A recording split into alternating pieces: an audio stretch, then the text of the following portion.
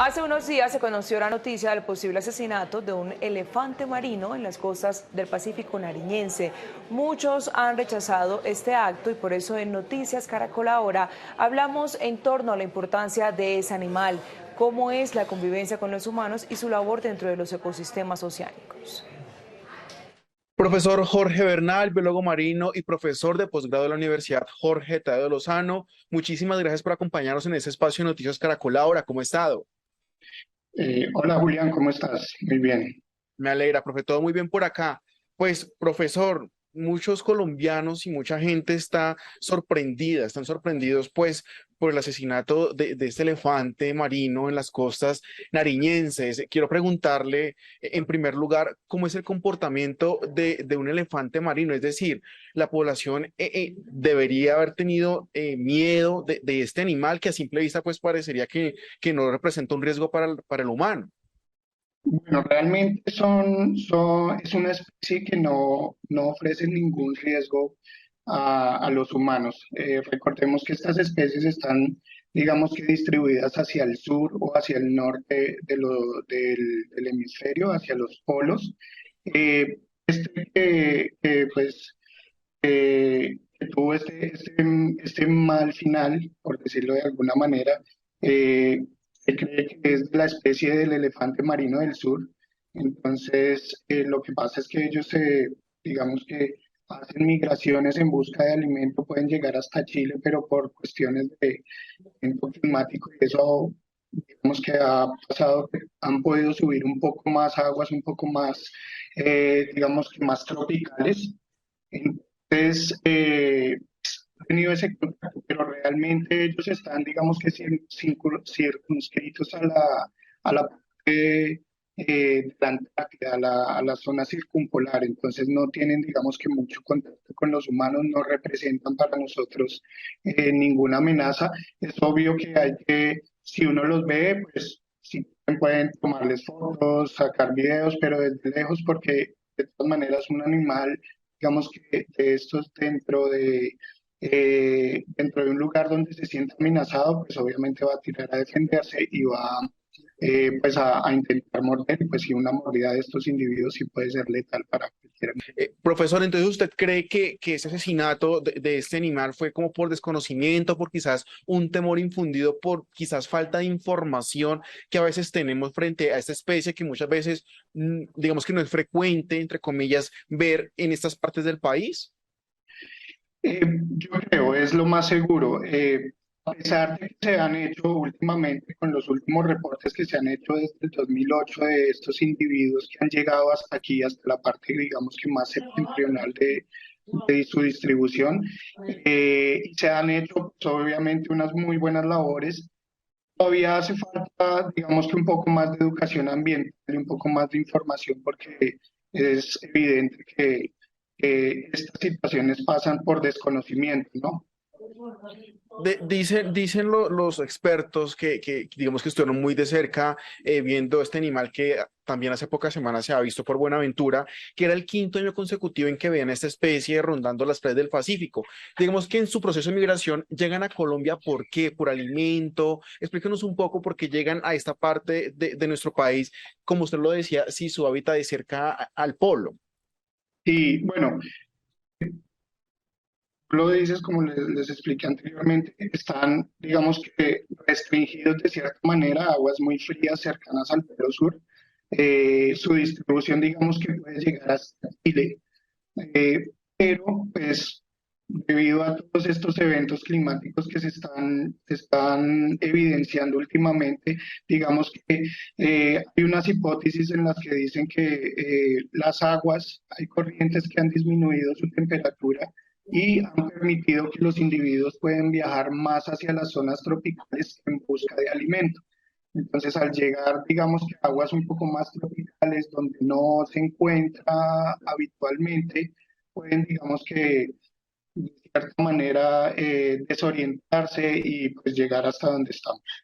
Y digamos, si entendemos un poco cuál es el papel de esta especie dentro de los ecosistemas marinos, se nos pudiera explicar un poco ahí, pues para ir conociendo mejor esta especie, para ir también como llenando esos vacíos de conocimiento que a veces tenemos frente, pues, al elefante marino. Bueno, pues digamos que es una especie que se alimenta principalmente de peces, moluscos y crustáceos, ¿sí? Entonces, de cierta manera, tiene controladas algunas poblaciones de especies, pero son especies que están, digamos que también restringidas a su área de distribución, ¿sí? Entonces, digamos que su rol ecológico podría ser, de cierta manera, mantener controladas esas poblaciones de las presas en las que de las que se alimentan. Usted ahorita ha tocado un tema muy importante y es que cuando quizás uno visualiza este tipo de animales, pues les puede tomar fotografías y demás, pero mantener esa distancia aún así no representan un peligro. Yo quiero, profesor, que profundicemos ahí en esa convivencia con estos animales. ¿Cómo podría llevarse un mejor hábitat con ellos o cómo tener un mejor hábitat con ellos cuando uno se los encuentra en las playas, por ejemplo, del Pacífico?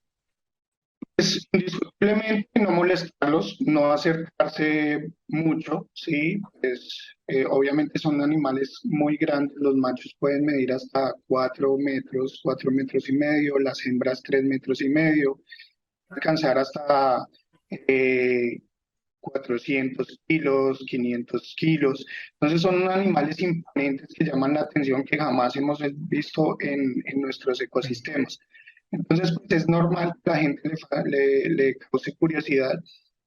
Lo primero que hay que hacer es no acercarse mucho. Se pueden tomar, obviamente, fotos, se pueden hacer videos como los videos que tomaron en octubre, cuando hicieron el avistamiento en octubre, y dejarlo ahí, a no molestarlo y pues digamos que dejar que siga su curso. Ellos vienen, se saldrán a las playas como exploración, vuelven y entran al agua y bueno, ya siguen su curso en busca nuevamente de su hábitat. ¿Ellos viajan solos, viajan con grupos de más de esa especie o cómo es ese proceso ahí también con ellos? Ellos se agrupan, pero solo digamos que en temporadas y en tierra. Sí, los reportes han encontrado que pues, se agrupan cuando es la época de apareamiento. Entonces los machos tienden a tener casi que hasta 60 hembras en los harenes y cuando están en el agua, digamos que son solitarios, ¿sí?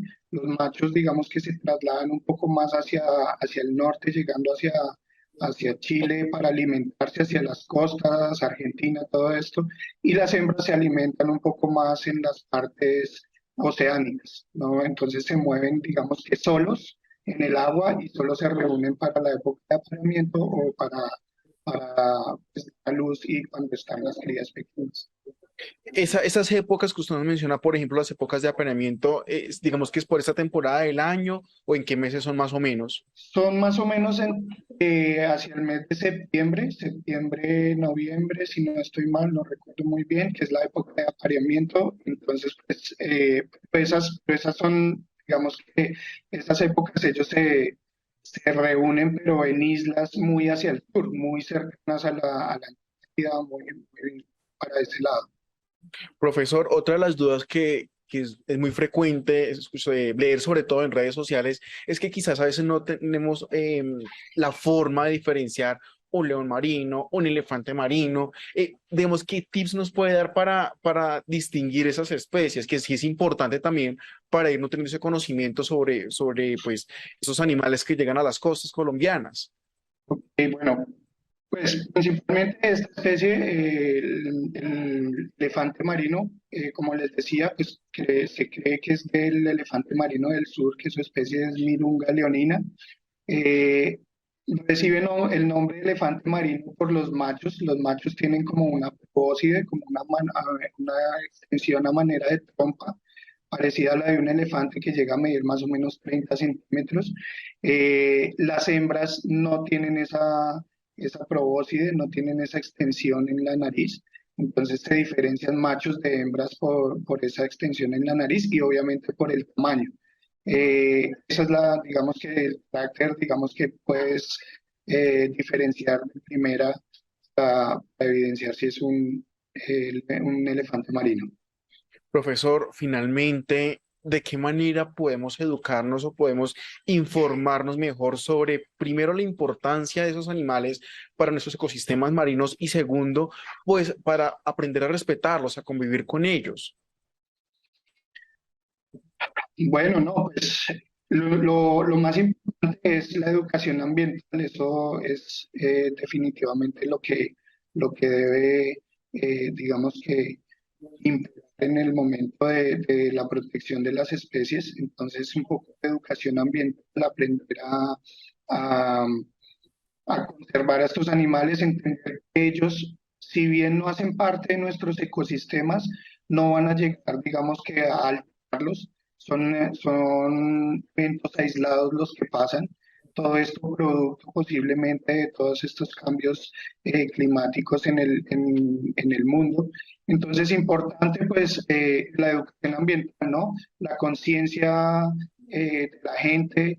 Hay un concepto que se está manejando ahora y es la ciencia ciudadana está muy ligado a la educación ambiental y es empezar a entender un poco más sobre nuestro ambiente, sobre las especies y cómo conservarlas. Entonces, pues definitivamente la educación ambiental.